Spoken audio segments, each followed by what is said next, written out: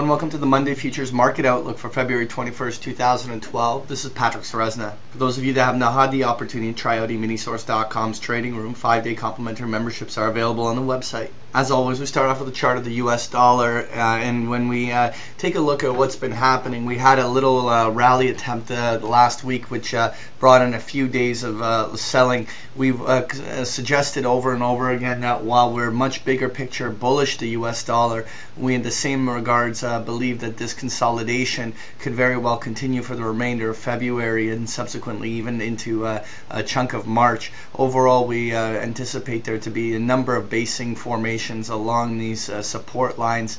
That 78.50 is a level that acts as a support, but the retracement zones lay between the 77.50 to 79 levels, and so we're going to watch how the US dollar consolidates down in these zones as the euro may attempt 133, 134 on the upside. The US dollar could very easily consolidate down to the bottom end of those ranges, but we do not anticipate a new distinct downtrend in the dollar. This will probably emerge as a buying opportunity. Next year, when we take a look at the Euro futures contract, we were talking about the fact that after a little pullback in this Euro, we were anticipating there to be even further strength higher still as the Euro continues to absorb all of this information. What this chart doesn't show is that some of that initial pop higher has already been given back, even though there was a Greece bailout that was successfully done. Ultimately now, I think the Euro has a lot of reasons why it could still stay in this upper end of the range for even again the remainder of February and into a chunk of March. But we remain pretty adamant that we don't believe the Euro has or is positioned to have any substantial strength beyond the 135, 136 levels. So even though we're looking for short-term strength here, we do believe that that will emerge as a bigger picture shorting opportunity, but again, that may still be several weeks away. Next year, I want to take a look at the 30-year Treasury bonds, and we've been trying to anticipate a 30-year Treasury bond correction, but rather instead of correcting downwards, it's been an extremely sideways consolidation. At this stage, we're going to come to a crucial moment on these 30-year Treasury bonds, as again we're coming to test that 140, 141 zone, which is more or less contained the last 4 months of price action. If at some point that 30-year Treasury bond gives out, we could see a drop temporarily down to the 134, 135 level on the downside. In the bigger picture, we respect that the primary trend of the bond market is higher, and we are simply looking for a corrective pattern within that primary trend. When anyone looks at our bigger picture forecast, we still actually have a number of scenarios that could see Treasury bonds still actually move substantially higher, and so we're not looking for a major high or anything like that, but we are looking for the potential of a move that could still test that 134, 135 handle on the downside. Next year, when we take a look at copper futures, copper made that small little tease move higher, trying to break out the other week, and almost immediately reversed. And at this stage, it spent the entire week consolidating lower, entering right into our first downside target around that 370 level on the downside.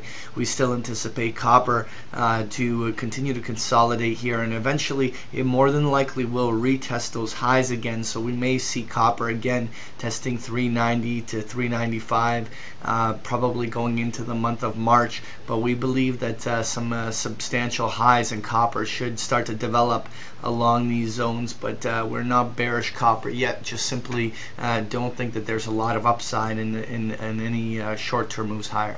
Next year, when we talk about crude oil, there's a lot of talk in the media now with this breakout. We're identifying this flagging formation, suggesting that crude oil could, off of this flag, have a nice push higher, and we certainly have seen that here. The initial targets we have are in this 106, 108, and even 110 zones, but the highs of last year come in around the 115, 120 areas. So there is definitely room for crude oil to make some bigger moves, but really at this stage, one thing we're going to be watching early this morning is whether or not not the bulls can actually hold on to the gains that they've made over the weekend, and so we'll be watching whether there's follow through.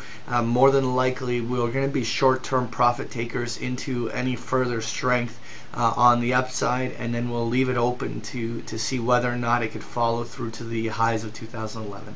Next year, we'll take a look at gold futures, and gold has actually spent the better part of two weeks or more consolidating sideways as crude oil breaks higher and so on. There's definitely room for gold to try to retest overhead resistance in the 1770 to 1800. But in the bigger picture, we are not overly optimistic. Gold, there certainly is room for a short-term quick swing higher to test overhead resistance levels. So anyone that's trying to scalp $50 an ounce can certainly try to do so for some short-term upside. But we believe this overhead resistance is substantial, and gold will struggle as it approaches previous highs up along those overhead resistance lines. That brings us to want to take a look at the S&P 500, and we're going to start off with a weekly chart with an 80-week moving average, which has done a very good job to depict the bull and bear market cycles the market has gone through in the last 3 decades.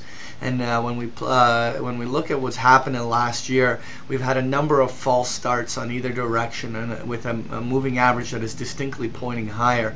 Right now, we are definitely in a bullish signal. We have a market that's approaching its 2011 highs or has already exceeded them, and there is definitely a window open for there to be even further strength higher in the S&P 500 over the upcoming months. In the bigger picture, we don't believe that the S&P 500 is positioned for a substantial new bull market, but there's certainly room for there to be 2-3 months of further bullishness, and that could take the market to 1440, 1450 on the upside. And if things are very, very bullish, it could even go higher. But right now, we're just going to first see whether or not we can see any substantial progress above the 2011 highs.